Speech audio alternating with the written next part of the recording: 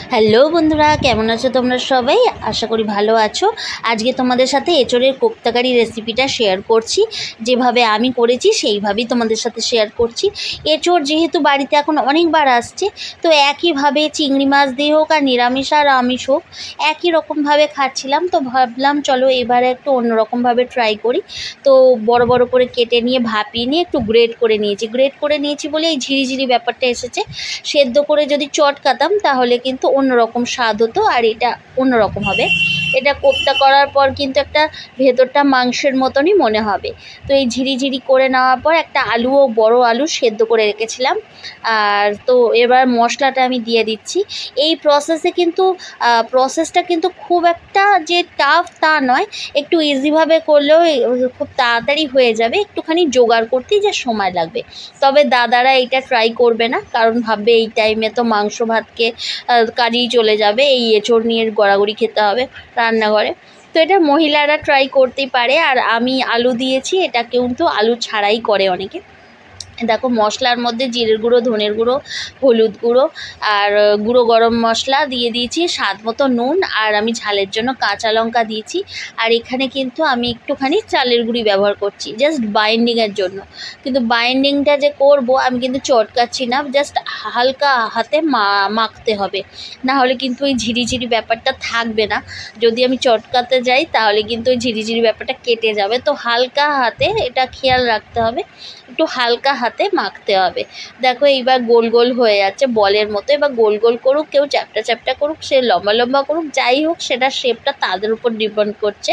আর আমি একটা সবসময় ভেজে রাখি, একটা ভেজে ট্রাই করি, কারণ প্রথমেই অনেকগুলো দিই না, একটা ভেজে আগে তুলে রেখে দেখবো ঠিকঠাক নুন টুনগুলো ঠিক আছে কিনা, তাহলে আমি আবার নুন টুনগুলো ম্যানেজ করে দিই আর কি। সেই জন্য একটা ভেজে তুলে আগে দেখছি, তোমাদেরও সেটা শেয়ার করছি। দেখো ভেতরটা দেখো, ওপরটাও কোটিংটা ভাজা হয়েছে, আর ভেতরটা দেখো এই যে মাংসের মতো মনে হচ্ছে, এটা কিন্তু গ্রেট করেছি বলেই হচ্ছে।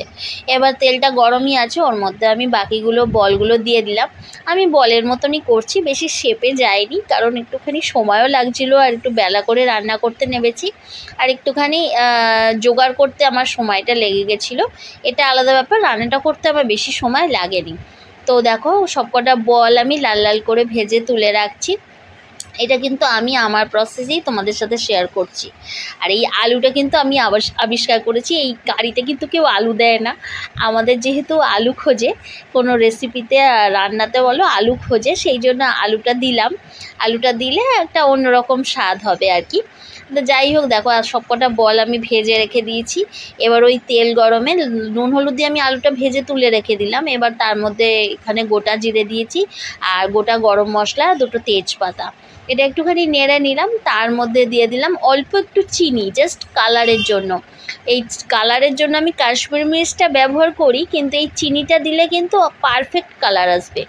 আর বাটনাটার মধ্যে একটু পেঁয়াজ, একটু রসুন, আর কয়েকটা লাল লঙ্কা, আর অল্প আদা, আর অল্প একটু টমেটো দিয়েছি, বেশি দিইনি। বাটনাটা খুবই কম ছিল। আর একটা বাটির মধ্যে একটু জল নিয়ে তার মধ্যে জিরের গুঁড়ো, হলুদ গুঁড়ো, আর ধনের গুঁড়ো আর কাশ্মীরি মির্চ দিয়ে জলে গুলে নিচ্ছি। এইভাবে করলে কিন্তু মশলাটার টেস্টটা কিন্তু আলাদা মাত্রায় ভালো হয়। তো এইভাবে বাটিতে আমি আলাদা গুলে নিচ্ছি অল্প জল দিয়ে। এবার যখন পেঁয়াজ রসুন আদার কাঁচা গন্ধটা কেটে যাবে কষাতে কষাতে, তখন আমি ওই মশলাটা জলটা দিয়ে দিয়েছি। এবার দেখো কষাচ্ছি, এটা কষানোর সময় একটুখানি আঁচটা সিম রাখতে হবে, যাতে পুরো ভালোভাবে কষানো হয় যতক্ষণ তেল না ছাড়ছে। অথচ যদি আঁচ বেশি থাকে তাহলে কিন্তু মশলাটা ধরে যেতে পারে, একটা গন্ধ ছেড়ে গেলে কিন্তু রান্নাটাই পুরো 12টা বেজে যাবে।